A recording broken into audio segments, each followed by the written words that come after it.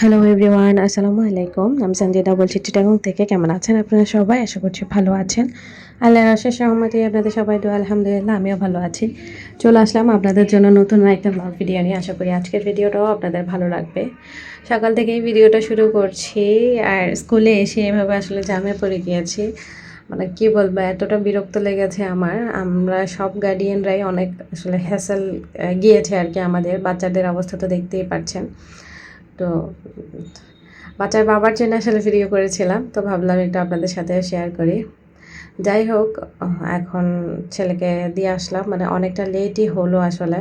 পুরোপুরি এই ভোগান্তিটা হচ্ছে প্রত্যেকটা গার্ডিয়ানের জন্য, কারণ হচ্ছে গার্ডিয়ানরা প্রাইভেট কার নিয়ে আসে বা মোটর সাইকেল নিয়ে আসে, যেগুলো হচ্ছে স্কুলের রাস্তায় আনে, যার কারণে এরকম একটা অবস্থা হয়েছে। যাই হোক, এখন বাচ্চাকে নিয়ে বাসায় চলে যাচ্ছে। মানে স্কুল টাইমটাতে কী করলাম না করলাম কোনোটাই আপনাদের সাথে আর শেয়ার করা হলো না।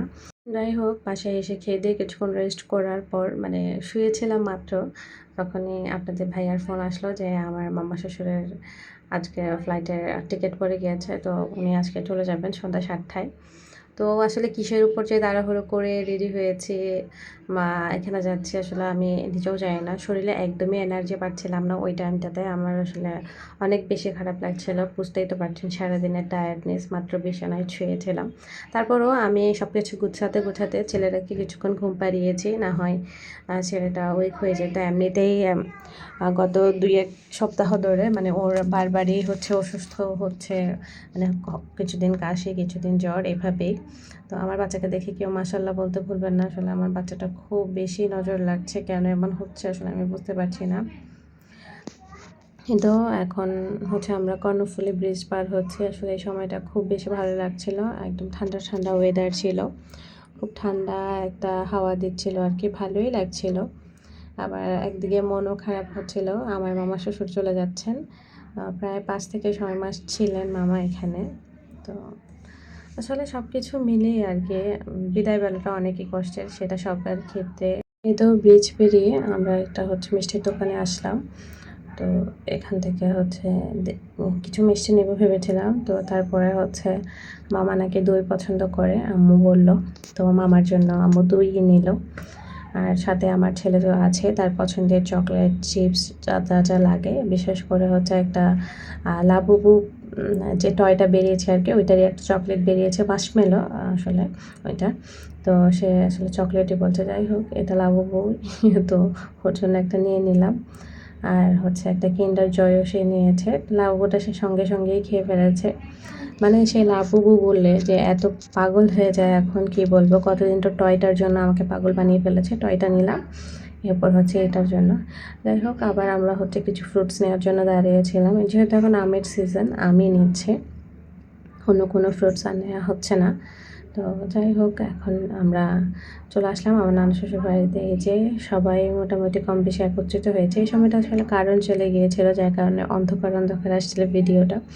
চার্জার লাইট দিয়ে যতটুকু ভিডিও করা যায় আর কি। আমরা হচ্ছে চা নাস্তা খেয়েছিলাম, আমার এখানে মামি চা নাস্তা বানিয়ে দিয়েছিল। এরপর আমরা সবাই মিলে হচ্ছে মামাকে দিতে যাচ্ছি। অবশ্য আমার যাওয়ার একদমই কথা ছিল না, আমি আপনাদের ভাইয়া যে আমরা যাবো, আমাদের কোনো প্রি প্ল্যান ছিল না। বাট মামা খুব জোর করলো, তো ভাবলাম যে মামা চলে যাচ্ছে। জানি না আসলে হায়াতের কোনো বিশ্বাস নেই, বলে না যে নিঃশ্বাসের কোনো বিশ্বাস নেই।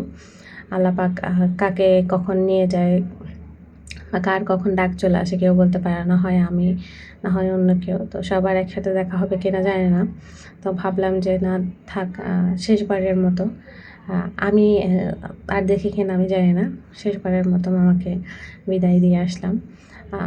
সবাইকে নেক-হায়াত দান করুক, দোয়া করি। সবার ছেলে মেয়ে আছে, সবারই নিজের একটা সংসার আছে, সবাই যেন নিজের সংসারটাকে অন্তত আগলে রাখতে পারে আর কি। আমি হুট করেই যদি এখন চলে যাই, আমার বাচ্চাগুলো কী হবে, আমি ওইটা চিন্তা করি। তো সবসময় দোয়া করি যেন আমাকে আল্লাহ পাক নেক-হায়াত দান করেন, যেন আমি আমার বাচ্চাদেরকে মানে মানুষের মতো মানুষ করে দিয়ে যেতে পারি আর কি। এমন সময় যাতে আমার যেতে না হয় যে আমার বাচ্চারা অসহায় হয়ে যায়। আল্লাহ পাকের কাছে দোয়া করি, আল্লাহ পাক আমার মতো সকল মা বাবাদেরকে নেক হায়াত দান করুক। কিন্তু এখন আসলে মামা যখন সবাই থেকে বিদায় নিচ্ছিল আর কি, ওই সময়টা অনেক বেশি কষ্টের ছিল। মানে সময়টা আসলে কেমন যায় সেটা পরিবারের মানুষ ছাড়া আসলে কেউ বলতে পারে না, বিশেষ করে বউ বাচ্চা বা কারো ওয়াইফ গেলে হাজব্যান্ড বা বাচ্চা, এভাবে ওনারাই আসলে খুব ভালো বলতে পারেন আর কি। অন্য কেউ সেটা আমরা যারা আছি আমরা আমাদের তুলনায় আর কি ওনারা খুব ভালো বুঝবেন। যাই হোক, এদিকে হচ্ছে মামা সবার কাছ থেকে বিদায় নিচ্ছেন। আসলে এই সময়টা অনেক অনেক অনেক বেশি স্ট্রাগলের ওনার পরিবারের জন্য, আমি বুঝতে পারছি খুব ভালোই। মানে ওই সময়টা আসলে মানে আমি আপনাদেরকে যতই বলি না কেন, আমি কোনোভাবেই সেটা ভাষায় প্রকাশ করতে পারবো না। যাই হোক, মামা চ্যাকিংয়ের জন্য ভিতরে ঢুকে গেল, আর আমরা এদিকে বাইরে দাঁড়িয়ে আছি আর কি। মন মানছিল না, সবাই ওইদিকে চলে গিয়েছে, তো আস্তে আস্তে করে আমিও চলে গেলাম। আসলে এই সময়টাতে কেমন লাগছিল, যাদের ফ্যামিলি মেম্বাররা বা আত্মীয় স্বজন পাশে থাকে, বিশেষ করে ফ্যামিলি মেম্বাররা থাকেন, আর তারাই খুব ভালো বুঝতে পারবেন। কিন্তু মামা হচ্ছে এক এক করে সবগুলো ফিল আপ করছিল আর কি। ভিতরে যা যা থাকে ওখানে অ্যাকচুয়ালি কী কী হয় সেটা তো আর আমি জানি না, কারণ আমার কখনো যাওয়ার সৌভাগ্য হয়নি। যাই হোক, তো মামা ওখানে চলে গিয়েছে। আমি আমার বড় খালা শাশুড়িকে দেখাচ্ছিলাম যে এইদিকে না এদিকে। তো মামা হচ্ছে মানে আমাদের জন্য আসলে অনেকটা কি বলবো, আসলে কী বলবো আমি নিজেও জানি না, আমার আসলে ভাষা হারিয়ে ফেলছি বারবারই। মানে আমার মামা শ্বশুর বলতে পারেন আমার মানে নানা শ্বশুর বাড়ির প্রাণ। মানে উনি না থাকলে আমার আসলে নানির বাড়িতে যেতে ইচ্ছে করে না, বা আমার হাজব্যান্ড একদমই যেতে পছন্দ করেন না।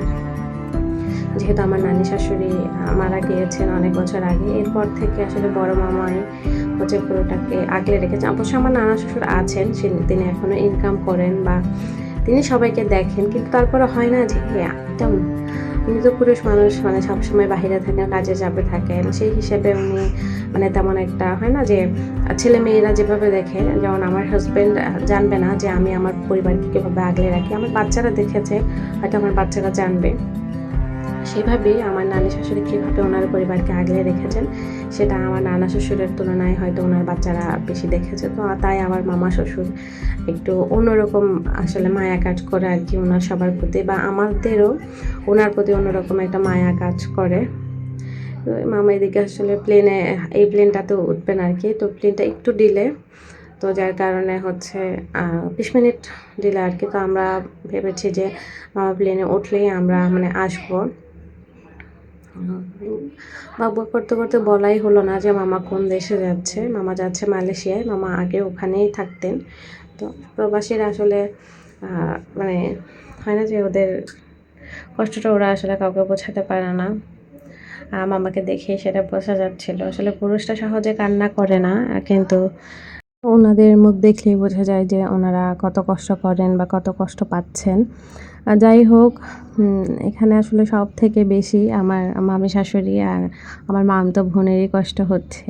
মানে হয় না যে ওনাদের তো মাথার উপর থেকে বাবার ছায়া বা স্বামীর ছায়া, এমন না যে হয় না যে এটা আসলে আমরা যতই পাশে থাকি না কেন, নিজের মানুষের মানে স্বামী বা বাবার জায়গা অন্য কেউ পূরণ করতে পারবে না। আমরা যতই বলি না কেন যে আমরা সঙ্গে আছি, আমরা সাথে আছি, সমস্যা নাই, কিন্তু ওনাদের জায়গাটা আসলে আমরা কখনোই পূরণ করতে পারবো না। এটা আসলে কারো পক্ষে পসিবলও না। তো মামা বা আমার মামতো বোনের জন্য আমার খুব বেশি কষ্ট হচ্ছিল যে ওনারা কীভাবে থাকেন। আসলে জীবিকার তাগিদে মানুষ কত কিছুই না করতে হয়। আপনাদের ভাই আমাকে মাঝে মাঝে বলে যে সে চলে যাবে, সে বিদেশে যাবে, বাংলাদেশের টাকা হচ্ছে না। আমি ওকে বলি যে যাই হয়, যতটুকু হয় অল্প হোক মানে বেশি হোক, আমরা এখানেই মানিয়ে নিব। আর যদি হয় এমন যে যেতেই হবে, তখন আমরা একসাথেই যাব। আমি তোমাকে কখনো একা ছাড়বো না, তুমি আমাকে কখনো একা ছেড়ো না। আমি আল্লাহর কাছে দোয়া করি, আল্লাহ পাক যেন তোমার কোলেই আমাকে আমার শেষ নিঃশ্বাস ত্যাগ করান। আমি যেন তোমার বুকে মাথা রেখে হচ্ছে শেষ নিঃশ্বাস ত্যাগ করতে পারি, বা তোমার কাঁধের উপরে যেন আল্লাহ পাক আমাকে নিয়ে যান। তো যাই হোক, অনেক ইমোশনাল কথা বলে ফেললাম।